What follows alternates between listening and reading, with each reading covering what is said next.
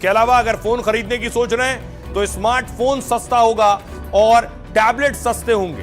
Gas और biogas भी सस्ती हो जाएगी। विमानों का ईंधन आपको सस्ता मिलेगा, यानी विमानों का ईंधन सस्ता होने से आपका हवाई सफर सस्ता हो सकता है। 29 जनवरी को 1,69,000 में 10 ग्राम सोना था। उसके बाद देखिए 30 जनवरी को 1,49,000 में आया, गिरा है सोना। उसके बाद 1 फरवरी को 1,38,000 और गिर गया, और फिर ये 1 फरवरी को 1,60,000। और देखिए आपके लिए क्या क्या सस्ता हुआ है, क्या महंगा हुआ है। सबसे पहले अच्छी खबर यह है कि कपड़े सस्ते हो गए हैं। चमड़े के जूते, लेदर शूज सस्ते हो जाएंगे। सिंथेटिक फुटवेयर भी सस्ता हो जाएगा। अच्छी खबर यह भी है, जो लोग बीमार हैं, कैंसर की बीमारी से पीड़ित हैं, कैंसर की 17 दवाएं सस्ती हो गई। डायबिटीज की दवाएं सस्ती होंगी, 7 दुर्लभ बीमारियों की दवाएं सस्ती होंगी। इसके अलावा अगर फोन खरीदने की सोच रहे हैं तो स्मार्टफोन सस्ता होगा और टैबलेट सस्ते होंगे। साथ ही लिथियम आयन सेल भी सस्ते हो जाएंगे। मोबाइल की बैटरी सस्ती हो जाएगी और ईवी बैटरी भी सस्ती हो जाएगी। अगर कुछ और खरीदने की सोच रहे हैं तो सोलर ग्लास भी सस्ते हो जाएंगे और माइक्रोवेव ओवन भी सस्ता हो जाएगा। साथ ही सीएनजी गैस और बायोगैस भी सस्ती हो जाएगी। विमानों का ईंधन आपको सस्ता मिलेगा, यानी विमानों का ईंधन सस्ता होने से आपका हवाई सफर सस्ता हो सकता है। विदेश यात्रा सस्ती होगी और विदेश में पढ़ाई करना भी सस्ता होगा। खेल से जुड़े सामान, अगर खेल के शौकीन हैं तो उससे जुड़े सामान भी सस्ते होंगे। लेकिन देखिए महंगा क्या क्या होने जा रहा है। शराब महंगी होगी, खनिज महंगा होगा, कोयला महंगा होगा, कबाड़ भी महंगा होगा। अब देखिए जरा इस बजट में किसके लिए क्या है। सबसे पहले महिलाओं के लिए क्या है। निर्मला सीतारमण ने अपने नवे बजट में महिलाओं को तोहफा दिया है। हर जिले में गर्ल्स हॉस्टल बनाने का ऐलान किया है। उच्च शिक्षा हासिल करने वाली छात्राओं को इसका लाभ मिलेगा।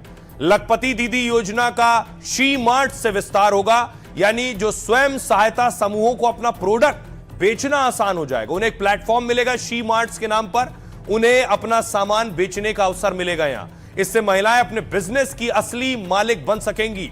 इसके अलावा देखिए किसानों के लिए क्या है। कृषि मंत्रालय के लिए 1,40,000 करोड़ का बजट आवंटित किया गया है। छोटे किसानों की आय बढ़ाने पर फोकस है। पशुपालन के लिए लोन आधारित सब्सिडी कार्यक्रम शुरू होंगे। 2030 तक काजू और कोको को ग्लोबल ब्रांड बनाने का टारगेट है। अखरोट और बादाम की खेती को बढ़ावा दिया जाएगा। नारियल प्रोत्साहन योजना लागू करने का ऐलान है और इससे 1 करोड़ किसानों को लाभ मिलेगा। किसानों को एआई टूल से जोड़कर जानकारी दी जाएगी और एक ही प्लेटफॉर्म पर किसानों को सारी जानकारी मिलेगी। बाजार की जानकारी, बीज और उर्वरक से जुड़ी सलाह मिलेगी। हालांकि किसान सम्मान निधि योजना की राशि नहीं बढ़ाई गई है। अभी किसानों को हर साल 6,000 रुपए मिलते हैं।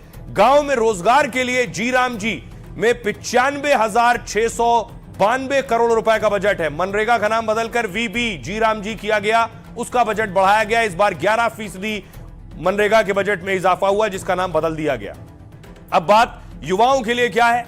वित्त मंत्री निर्मला सीतारमण ने ऑरेंज इकोनॉमी को बढ़ावा देने पर जोर दिया है। इसके तहत एनिमेशन, विजुअल इफेक्ट्स, गेमिंग, कला में मौके बढ़ेंगे। 15,000 स्कूलों और 500 कॉलेजों में विशेष लैब बनाए जाएंगे। 2030 तक 20 लाख से अधिक युवाओं को इस क्षेत्र में मौका मिलेगा। हेल्थ सेक्टर में 2.5 लाख से ज्यादा नए नौकरी के मौके मिलेंगे और 2030 तक हेल्थ सेक्टर में लाखों नए प्रोफेशनल तैयार करना टारगेट है। पीएम मोदी ने आम बजट की तारीफ करते हुए युवा शक्ति का बजट कहा है। पीएम ने कहा इस बजट से नए रोजगार के अवसर बढ़ेंगे। बजट से आत्मनिर्भर भारत को नई रफ्तार मिलेगी।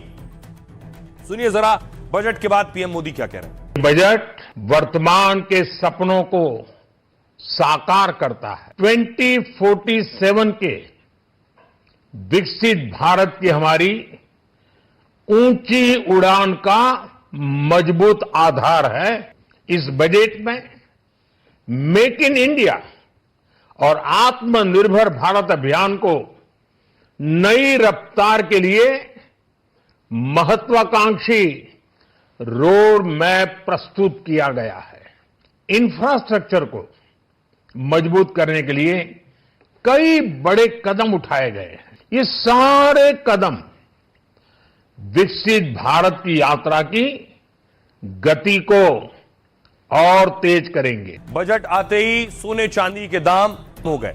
सोने चांदी के दाम जो रफ्तार से आगे बढ़ रहे थे, हर साल दिन दूने रात चौगने के हिसाब से आगे बढ़ रहे थे, देखिए जरा क्या हुआ। सबसे पहले सोने का हाल देखिए। 29 जनवरी को 1,69,000 में 10 ग्राम सोना था। उसके बाद देखिए 30 जनवरी को 1,49,000 में आया, गिरा है सोना। उसके बाद 1 फरवरी को 1,38,000 और गिर गया है।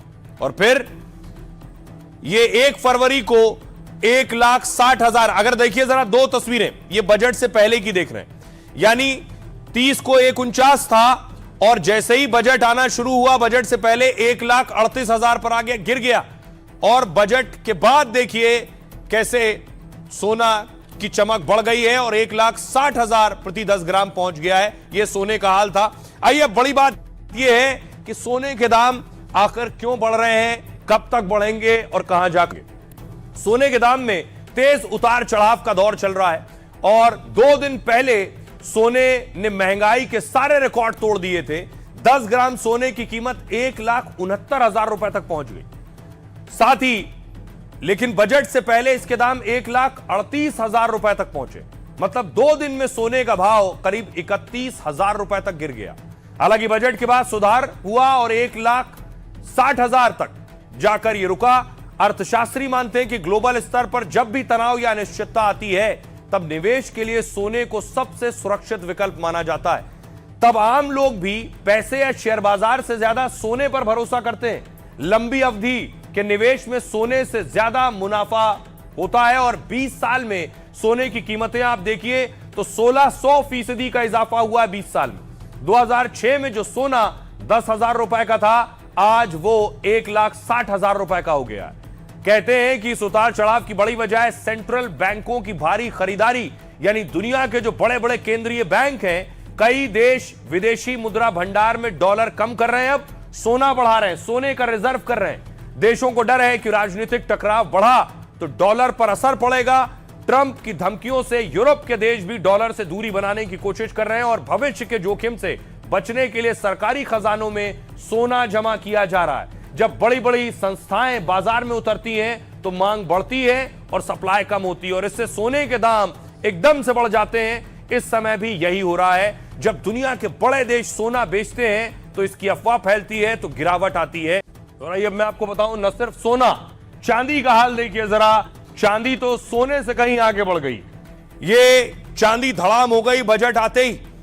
सबसे पहले देखिए जरा 29 जनवरी को चांदी प्रति किलो 4 लाख पार थी। 30 तारीख को गिरी और 2,91,000 पर आकर रुकी। उसके बाद फिर देखिए जरा 1 फरवरी बजट से पहले 2,84,000 यानी गिरी थी और बजट के बाद देखिए 2,65,000 पर आकर चांदी रुकी है। क्या चांदी अभी और गिरने वाली है या चांदी रिकवर करेगी, बड़ी बात यह है। आइए आपको बताऊं चांदी का हाल ये क्यों हो रहा है, जो हाल लगभग सोने का है। सोने ने तो फिर भी बजट खत्म होने के बाद बेहतर प्रदर्शन किया है। साल 2000 में सोचिए चांदी की कीमत 8,000 रुपए प्रति किलो थी। 29 जनवरी को चांदी 4 लाख रुपए के पार पहुंच गई। 26 साल में चांदी में 5,000% का इजाफा हुआ है। दुनिया में इतना ज्यादा मुनाफा किसी धातु में नहीं। वैसे तो चांदी सोने के मुकाबले कम कीमती धातु है, लेकिन इसकी मांग सोने से भी ज्यादा है, इसलिए कीमत बढ़ रही है। चांदी का इस्तेमाल सोलर पैनल और इलेक्ट्रिक वाहन में होता है। बैटरी, मेडिकल उपकरणों और नई तकनीकों में इस्तेमाल होती है। इसलिए भी दुनिया भर में चांदी की मांग बड़ी तेजी से बढ़ रही है। लेकिन जितनी चांदी की मांग है उतनी सप्लाई या खनन नहीं हो पा रहा है। इसलिए चांदी के दाम इतने बढ़े कि रिकॉर्ड स्तर पर पहुंच गए हैं। 4 लाख के पार पहुंचने के बाद निवेशकों ने फौरन मुनाफा वसूली शुरू कर दी, यानी बहुत से लोग महंगी कीमत देखकर चांदी को बेचने लगे। इससे चांदी के भाव अचानक तेजी से गिरने लगे हैं और 3 दिन में चांदी 1,36,000 तक सस्ती हो गई। लेकिन जानकार मानते हैं ग्लोबल स्तर पर चांदी की कमी बनी हुई है। ऊपर से ट्रंप के फैसलों से तनाव की संभावना बनी रहती है, इसलिए चांदी की कीमत फिर 4 लाख रुपए के पार जा सकती है।